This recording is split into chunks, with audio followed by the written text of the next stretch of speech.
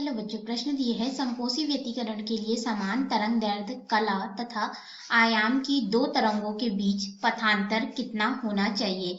तो हम लोग इस प्रश्न का उत्तर देंगे, लेकिन उससे पहले हमें यहाँ पे मुख्य अवधारणा देखेंगे जिसके आधार पे हम लोग प्रश्न का उत्तर देंगे। तो मुख्य अवधारणा के अंतर्गत हम लोग यहाँ पे देखेंगे कि व्यतिकरण क्या होता है, तभी हमें पता चलेगा कि समकोशी व्यतिकरण क्या होता है।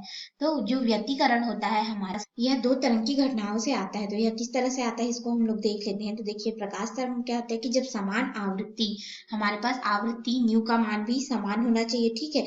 दो प्रकाश तरंगों के मध्य किसी माध्यम में एक ही दिशा में गमन करते हैं। मान लेते हैं कि इस तरह से एक तरंग है जो कि यहाँ पे गमन कर रहा है, ठीक है, और इसी दिशा में, इस दिशा में ये गमन कर रहा है। तो इसी तरह से हमारे पास एक और तरंग होगा जो कि गमन करेगा इस तरह से, ठीक है। ये दोनों एक ही दिशा में गमन कर रहे हैं, इनकी आवृत्ति न्यू का मान समान है और इनके अध्यारोपण के फलस्वरूप यहाँ पे इन दोनों तरंग को जोड़ देंगे। जैसे कि इस चित्र में देखते हैं, यहाँ पे दोनों तरंग एक ही दिशा में गति कर रहा है, ठीक है, और इन दोनों तरंग को जब जोड़ देंगे यानी कि एक दूसरे से मिला देंगे तो उनके अध्यारोपण के फलस्वरूप हमें यहाँ पे एक नया तरंग मिलेगा। तो ये जो तरंग की तीव्रता परिवर्तित होगी, तो तरंग की क्या होगा कि तीव्रता आयाम में परिवर्तन होगा। इसी घटना को हम लोग क्या कहते हैं, व्यतिकरण के नाम से जानते हैं। तो ये हो गया व्यतिकरण। अब व्यतिकरण हमारे पास दो तरह का होता है, एक समपोषी व्यतिकरण और एक विनाशी व्यतिकरण।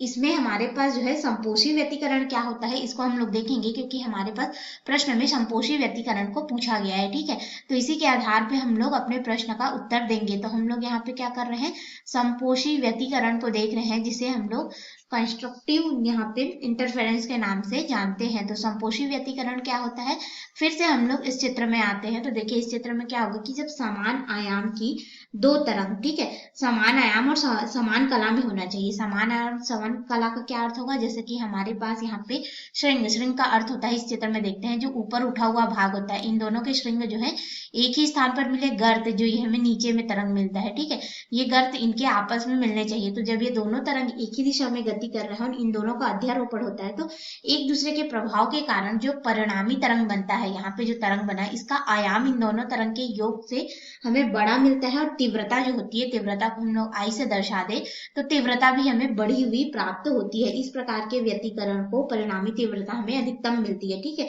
तो इस प्रकार के व्यतिकरण को हम लोग समपोषी व्यतिकरण कहते हैं। और जो समपोषी व्यतिकरण होता है, इसके लिए हमारे पास यहाँ पे पथांतर का समीकरण हो जाता है। पथांतर को यहाँ पे डेल्टा के रूप में दर्शाते हैं, और ये हमारे पास बराबर हो जाता है। अगर पथांतर को देखें तो ये हो गया लैम्डा बटे 2 पाई, और फिर यहाँ पे गुणित में हो जाता है फाई। फाई जो रहता है हमें कलांतर को दर्शाता है। अब यहाँ पे समपोषी व्यतिकरण हो रहा है, तो इस समीकरण को हम लोग एक नाम दे देते हैं और इसी की सहायता से आप अपने प्रश्न का उत्तर देंगे। तो ये समपोषी व्यतिकरण के लिए। अब आते हैं अपने मुख्य प्रश्न में। तो समपोषी व्यतिकरण में क्या बोला गया है कि तरंग दैर्ध्य जो है समान है, ठीक है। तो लैम्डा का मान समान है, कला यानी कि फाई का मान भी समान है, और आयाम यानी कि जो ए रहता है, इनका जो ऊंचाई होगा, ठीक है, श्रृंग से श्रृंग और गर्त से गर्त की जो ऊंचाई है वो दोनों तरंगों के बीच समान है। तो हमें पथांतर यानी कि लैम्डा जो हमने डेल लिखा है उसका मान हम लोग को निकालना है। तो समपोषी व्यतिकरण में क्या होता है कि अधिकतम तीव्रता मिलती है।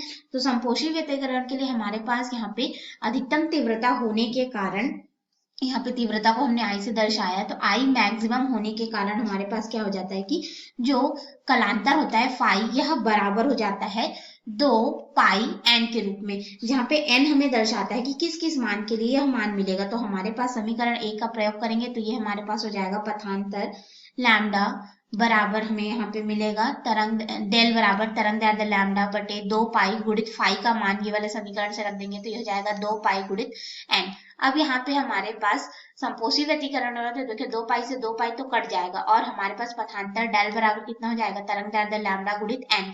अब यहाँ पे ये जो तरंग दैर्ध्य लैम्डा है, इसके मान को अगर हम लोग देखें तो ये क्या हो रहा है कि परिवर्तित होते हुए हमें मिलेगा। कैसे परिवर्तित होते हुए मिलेगा, एन का जैसे जैसे मान रखते जाएंगे। या फिर हम लोग इस समीकरण को और अच्छी तरह से लिख सकते हैं, ये डेल बराबर हमारे पास हो जाएगा, इस समीकरण को फिर से लिख रहे हैं, ठीक है। तो ये कितना हो जाएगा, देखिए यहाँ से हम लोग पाई से पाई बस को कटा देते हैं, तरंग दैर्ध्य लैम्डा बटे 2 गुणित यहाँ पे हो जाएगा 2 एन के रूप में हमें मान मिलेगा। अब हम लोग एन का मान जो है भिन्न भिन्न रखेंगे।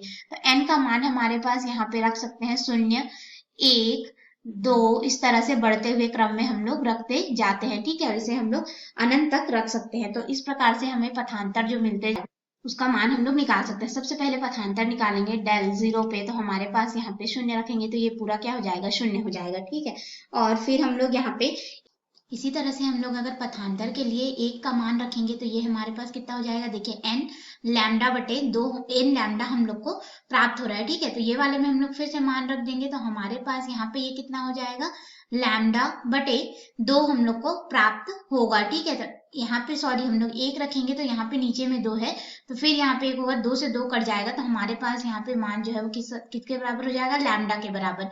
अब हम लोग इसी तरह से और मानों को रखते जाएंगे। लैम्डा बराबर हम लोग यहाँ पे 2 रख देते हैं, तो हमारे पास क्या था कि लैम्डा बटे 2 गुणित यहाँ पे 2n है, तो 2 रखेंगे तो ये कितना हो जाएगा, लैम्डा बटे 2 गुणित यहाँ पे हो जाएगा 2 गुणित 2, तो 2 से 2 कट जाएगा और फिर यहाँ पे हो जाएगा लैम्डा बराबर 2 अगर हम लोग मान रख देंगे तो ये हमारे पास हो जाएगा 2 लैम्डा के रूप में। इसी तरह से मान हमारे पास और आगे बढ़ते जाएगा, तो लैम्डा बराबर अगर 3 रखेंगे तो हमारे पास यह कितना हो जाएगा, फिर हमारे पास यहाँ पे लैम्डा आएगा, बटे में 2 आएगा, फिर यहाँ पे गुणा करेंगे 2 गुणित 3 के रूप में, तो 2 से 2 कट जाएगा और यहाँ पे हो जाएगा 3 लैम्डा। इस तरह से जो पथांतर का मान है हमारे पास वो कितना हो सकता है, 0 हो सकता है, लैम्डा हो सकता है, 2 लैम्डा हो सकता है, 3 लैम्डा हो सकता है। इस तरह से ये बढ़ते क्रम में हमें प्राप्त होगा। तो ये रहा हमारे प्रश्न का उत्तर जो कि हम लोग को ज्ञात करने के लिए बोला गया था। आशा है आपको यह हल समझ में आया होगा।